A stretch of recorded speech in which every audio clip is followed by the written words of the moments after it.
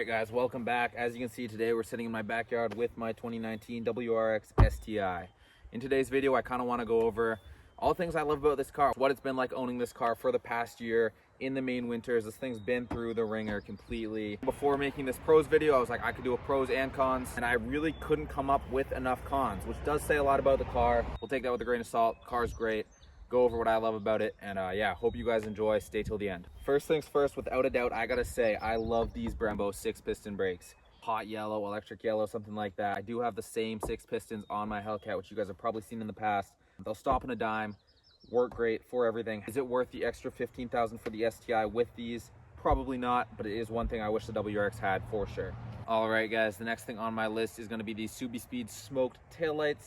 I usually go SubiSpeed for most of my parts. Those were definitely a hit. I think it works super well with the color of the car.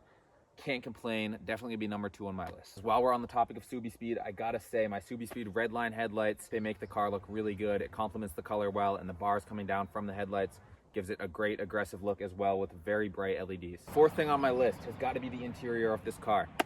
As opposed to the WRX models, you've got the red stitching on the suede. You've also got the leather seats with the red accents as well to match. The bucket seats are very, very comfortable. Beautiful interior overall. One of my favorite parts about this car. As for my fifth thing, I gotta say, this is gonna be one of those things I kind of want to knock on wood for sure, but the reliability of these cars is much better than you may be hearing online.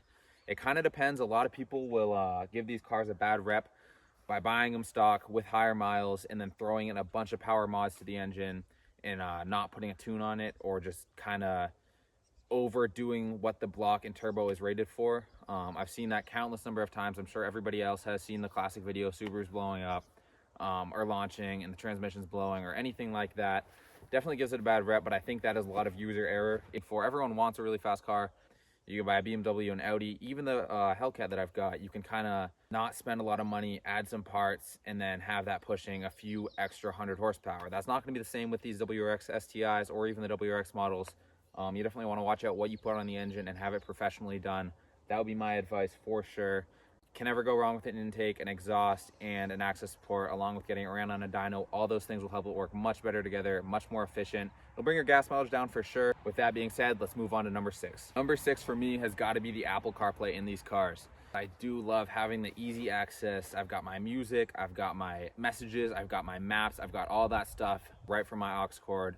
You can do aftermarket installations. I've heard it's kind of a pain, so it is great to have that already in the car. Moving on to number 7. Let's get into it. For number 7, I kind of want to compile a bunch of things here. Number 1 is going to be the sound of the exhaust. Everybody loves a good Subaru rumble. One of the better exhausts I've ever heard, and I just have a simple catback on the car. You can make these cars sound really good. Next up is going to be the clutch and the transmission.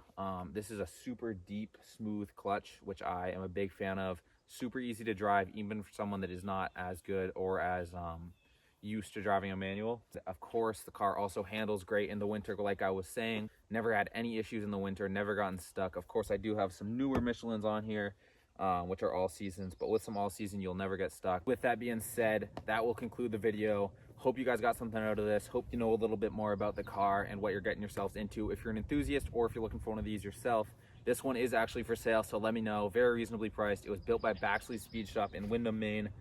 They did a great job on the engine, everything else. So receipts, dyno, everything like that, pushing a good 340 to the wheel. Maybe like 330, I'm not going to sugarcoat it.